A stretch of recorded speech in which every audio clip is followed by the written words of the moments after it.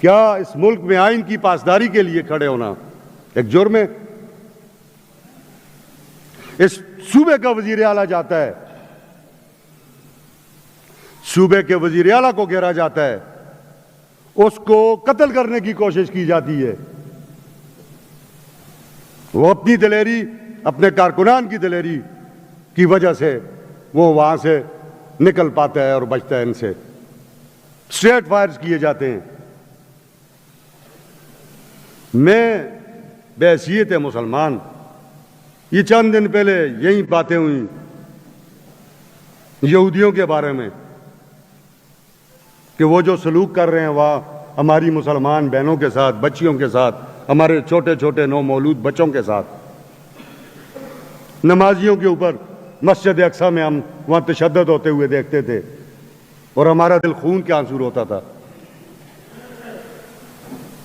کیا اس پاکستان کے اندر یہ سہیل آفریدی، یہ آپ ذرا تصویر کو اوپر کریں، یہ اسی شہید کی تصویر ہے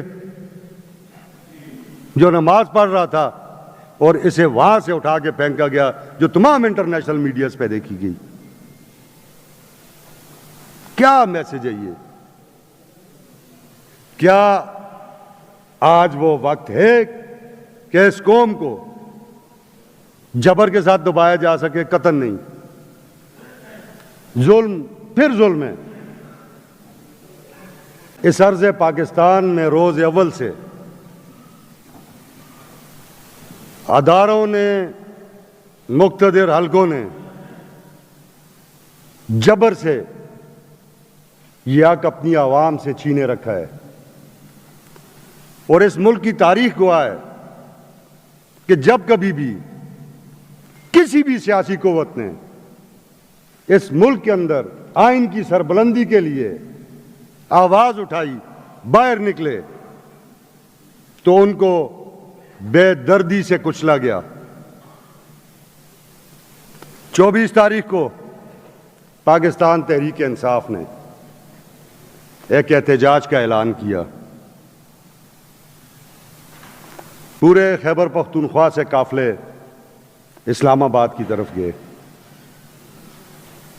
اسلام آباد ڈی چوک اور اس سے پہلے حکومتی ایما پر اداروں نے بربریت کی انتہا کر دی۔ جو ہم مثال دیتے ہیں فلسطین کی اور اسرائیل کی، وہ تاریخ اسلام آباد کے اندر دہرائی گئی۔ نہتے لوگوں کو سنائپر رائفلز کے ذریعے، سنائپرز کے ذریعے نشانہ بنایا گیا، LMG کے فائر ان پہ کیے گئے، گاڑیاں توڑی گئیں، کارکنان کو، نہتے کارکنان کو کچلا گیا گاڑیوں کے نیچے، اور یہاں تک کہ ایک نماز پڑھتے ہوئے باریش شخص کو، ایک کارکن کو جو مسلمان بھی تھا، پاکستانی بھی تھا، اس کو کنٹینروں کے اوپر سے ہمارے اداروں نے اٹھا کر نیچے پھینکا۔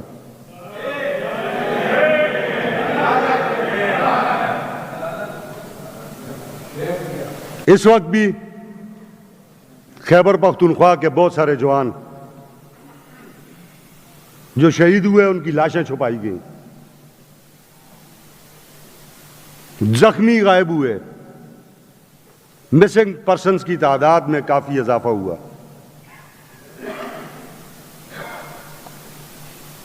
میں حیران ہوں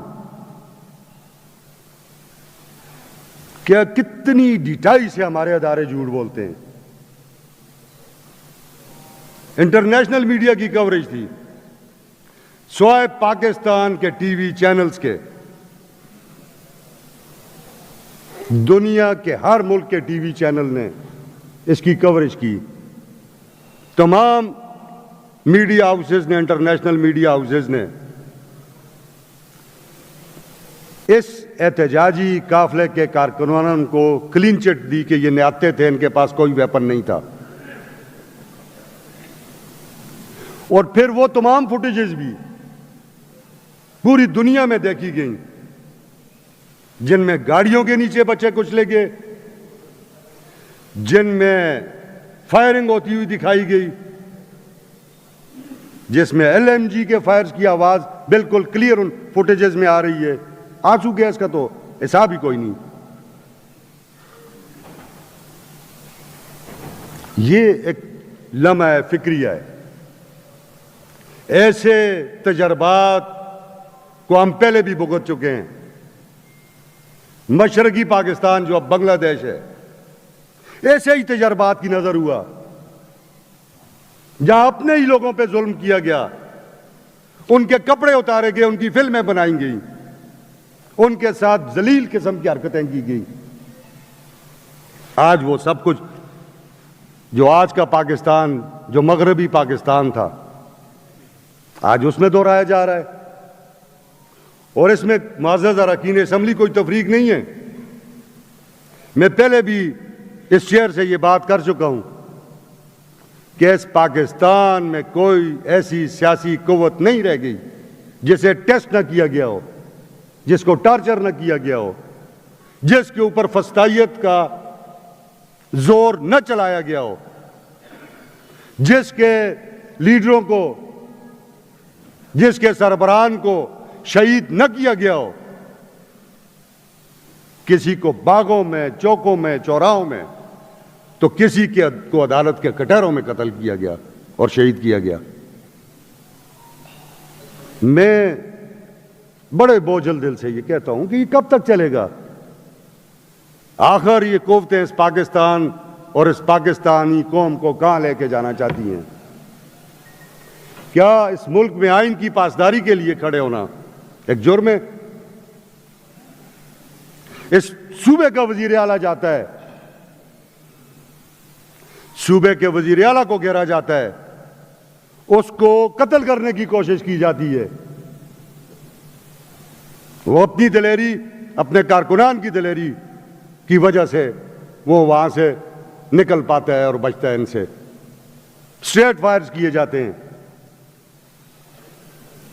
میں بحیثیت مسلمان یہ چند دن پہلے یہیں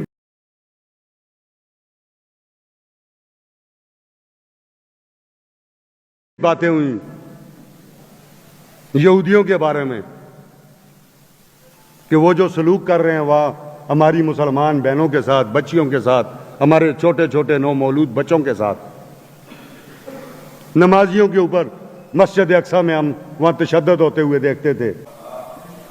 میں یہ اس لیے یہ غیر معمولی اجلاس بلایا تھا کہ معزز اراکین اسمبلی جو اس مارچ میں شریک تھے، وہ بھی اپنا جو تجربہ ہے وہ آپ کے سامنے رکھ سکیں، اس صوبے کی عوام کے سامنے رکھ سکیں، اور جو آپ لوگ جو مختلف سیاسی قوتوں کے نمائندگان ہیں اور اس خیبر پختونخوا کی پبلک کے نمائندگان ہیں، آپ بھی اپنے خیالات اس فلور کے اوپر رکھ سکیں۔ اس ملک کے اندر آئین موجود ہے، متفقہ آئین، ادارے اسے ماننے کے لیے تیار نہیں۔ یہ ڈیبیٹ کرنے کی باتیں ہیں۔ کل انشاءاللہ تعالی ہم اس پہ تفصیلی گفتگو بھی کریں گے، ایک دوسرے کی باتیں سنیں گے بھی، اپنی باتیں ایک دوسرے کے سامنے رکھیں گے بھی، اور اس صوبے کے عوام کے سامنے بھی رکھیں گے۔ میں جناب ڈاکٹر، چونکہ یہ بہت بڑا سانحہ تھا،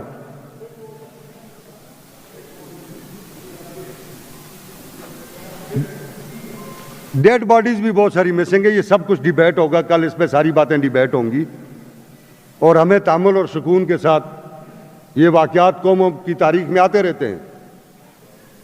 یہ کوئی انوکھے واقعات نہیں ہیں، آتے ہیں۔ جب آپ جبر کے سامنے کھڑے ہو جاتے ہیں تو پھر باتیں بدلنا شروع ہوتی ہیں۔ اس واقعے میں چیئرمین، بانی چیئرمین PTI جناب عمران احمد خان نیازی کی زوجہ محترمہ بشرا بی بی صاحبہ بھی موجود تھیں۔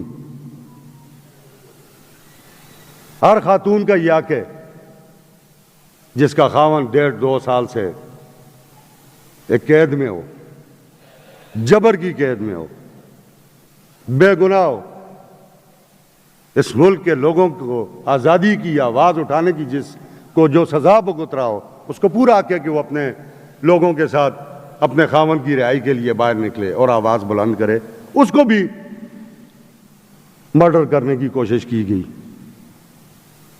یہ تو اللہ رب العزت ہے جس نے ان کو بھی بچایا اور بے شمار لوگوں کو محفوظ رکھا۔ بے شمار گاڑیاں توڑی گئیں، فوٹیجز پوری دنیا میں پھیلی ہوئی ہیں۔ نامور صحافی حامد میر اور متی اللہ جان، جو کل ذرا بولے آج متی اللہ جان کو اندر کر دیا گیا۔ جی طور صاحب کو پکڑا گیا۔ میں یہ جناب وزیر قانون صاحب، یہ ایک بڑا دل خراش واقعہ تھا۔ اس پہ حکومت خیبر پختونخوا مجھے جیسے کمیونیکیٹ کیا گیا تھا کہ سوگ کا اعلان کرنا چاہتی ہے، آپ سوگ کا اعلان کر دیں، اور اس کے بعد جناب میں ڈاکٹر امجد صاحب سے یہ گزارش کرتا ہوں کہ وہ تمام شہداء کے لیے جو اس واقعہ میں شہید ہوئے،